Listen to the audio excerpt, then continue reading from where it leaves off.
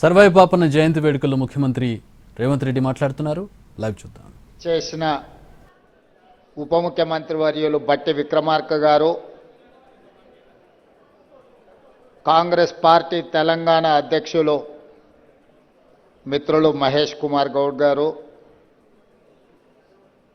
Hyderabad incharge మంత్రివర్యులు మిత్రులు పొన్నం ప్రభాకర్ గారు, మంత్రివర్యులు జూపల్లి కృష్ణారావు గారు, మంత్రివర్యులు అడ్లూరి లక్ష్మణ్ గారు, మంత్రివర్యులు మిత్రులు వాకిటి శ్రీహరి గారు, పెద్దలు మాజీ పిసిసి అధ్యక్షులు, మాజీ రాజ్యసభ సభ్యులు, ప్రభుత్వ ప్రత్యేక సలహాదారులు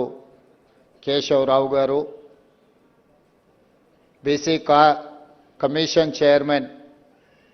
పెద్దలు నిరంజన్ గారు, మిత్రులు క్యాంపెయిన్ కమిటీ చైర్మన్ మాజీ పార్లమెంట్ సభ్యులు మధు యాస్కి గౌడ్ గారు, మహిళా కమిషన్ చైర్పర్సన్ సోదరిమణి శారద గారు, శాసనమండలి సభ్యులు, శాసనసభ్యులు, వేదిక మీద ఉన్న పెద్దలు, కార్యక్రమానికి విచ్చేసిన వందలాది మా గౌడ సోదరులకు సర్దార్ సర్వాయి పాపన్న జన్మదిన శుభాకాంక్షలు. అదేవిధంగా బలహీన వర్గాల తరఫున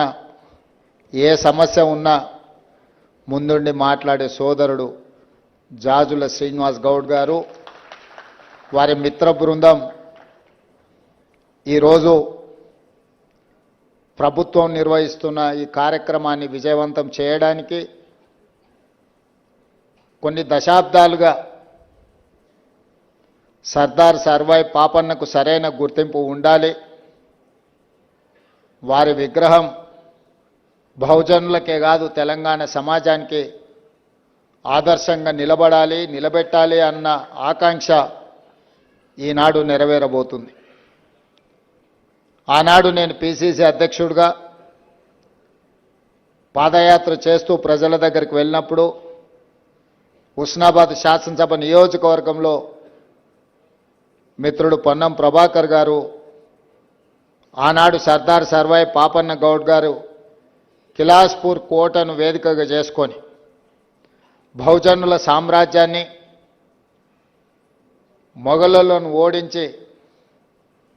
తన శౌర్యాన్ని, ప్రతాపాన్ని ఈ సమాజానికి చూపించడమే కాదు, ఆనాడే బహుజనుల సామ్రాజ్యాన్ని బహుజనులందరికీ ఏ విధంగా అందించవచ్చో నిరూపించిన గొప్ప పోరాట యోధుడు, వీరుడి యొక్క కోటను చూడడం జరిగింది. ఆ రోజు ఆ పక్కన చూసిన గత ప్రభుత్వాల కోటను మైనింగ్ లీజులకిచ్చి చరిత్రలో కిలాస్పూర్ కోటనే కాలగర్భంలో కలపాలని ఆలోచన చేసింది. ఆ రోజు అక్కడ చూసిన తర్వాత నేను చెప్పిన, ఇక్కడ ఒక్క రాయి కూడా తీయడానికి వీల్లేదు, ఇది చరిత్రకు ఒక గొప్ప స్ఫూర్తి, ఆ కోటను సంరక్షించాలి, దాన్ని చారిత్రాత్మకమైన కట్టడాల కింద మార్చి భవిష్యత్ తరాలు ఒక స్ఫూర్తిని పొందడానికి పర్యాటక క్షేత్రంగా అభివృద్ధి చేయాలి. మన ప్రభుత్వం వస్తుంది, తప్పకుండా శ్రీమతి సోనియా గాంధీ గారి నేతృత్వంలో ఏర్పడబోయే ఇందిరమ్మ రాజ్యం ప్రజాపాలనలో తప్పకుండా అభివృద్ధి కార్యక్రమాలు చేపడతామని ఆ రోజు అక్కడనే చెప్పడం జరిగింది. కోట మీదకి వెళ్ళి చూసి అక్కడి నుంచే ఆ రోజు చెప్పడం జరిగింది, తప్పకుండా ప్రభుత్వం ఏర్పాటు చేస్తున్నాం, ఏర్పాటు చేసిన ప్రభుత్వంలో కోటను కాపాడి చరిత్రను ఎప్పుడూ భవిష్యత్ తరాలు చూడాలనుకున్న, స్ఫూర్తి పొందాలనుకున్న ఈ ప్రాంతాన్ని అభివృద్ధి చేద్దామని. అందుకే ఆ ప్రాంతానికి పొన్నం ప్రభాకర్ గారిని కరీంనగర్ నుంచి తీసుకెళ్లి హుస్నాబాద్ శాసనసభ నియోజకవర్గ ఎన్నికల్లో పోటీ చేయించి వారిని కాంగ్రెస్ పార్టీ గెలిపించడమే కాదు, వారిని మంత్రిని చేసి ఈరోజు తెలంగాణ ప్రభుత్వంలో భాగస్వామ్యం చేయడం జరిగింది. ఈరోజు మిత్రులారా, గాంధీ కుటుంబం ఈ దేశానికి దొరికిన ఒక గొప్ప వరం. రవి అస్తమించని సామ్రాజ్యాన్ని, ప్రపంచాన్నే జయించిన బ్రిటిష్ సామ్రాజ్యాన్ని శాంతితో ఒక యుద్ధాన్ని గెలవచ్చు అని నిరూపించిన మహాత్మా గాంధీ నుంచి మొదలు పెడితే స్వతంత్ర దేశంలో దేశం కోసం ప్రాణాలు అర్పించిన శ్రీమతి ఇందిరాగాంధీ గారు, దేశ సమగ్రత కోసం ప్రాణాలు అర్పించిన శ్రీ రాజీవ్ గాంధీ గారు, ఈ దేశాన్ని అభివృద్ధి పదం వైపు నడిపించాలి, ప్రపంచ దేశాలలోనే ఒక బలమైన దేశంగా, ఒక గొప్ప ఆర్థిక వ్యవస్థగా రాణించాలి అని ప్రధానమంత్రి పదవిని, రాష్ట్రపతి పదవిని త్యాగం చేసిన శ్రీమతి సోనియా గాంధీ గారిని, కేంద్ర మంత్రిగా, ప్రధానమంత్రిగా అవకాశాలు వచ్చిన గొప్ప ఆర్థిక తత్వవేత్త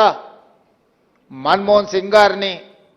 దేశ ప్రధానమంత్రిగా చేయడమే కాదు, ఒక రాజకీయ నీతిజ్ఞుడు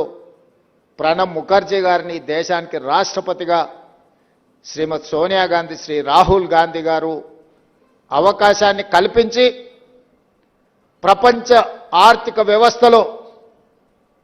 మూడవ బలమైన ఆర్థిక వ్యవస్థగా భారతదేశం అవతరించడానికి గొప్ప నాయకత్వాన్ని గాంధీ కుటుంబం అందించారు.